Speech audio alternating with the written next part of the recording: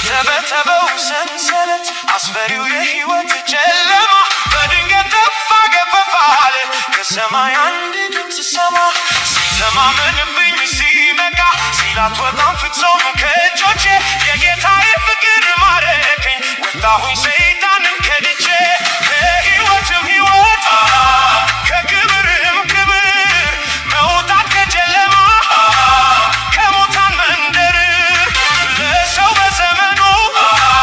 ይሄም አለለካ መስፈሪያ የሌለው ሰላም ከቶማ ይለካ ንገሩልኝ መርዶ ለዚያ ለጠላቴ ወጥመዱ ተሰብሮ ማምለጥ መፈታቴ ዳግም ላይ ያገኘኝ ላገባ በእጁ እግዚአብሔር አስቦኝ አዳነኝ በልጁ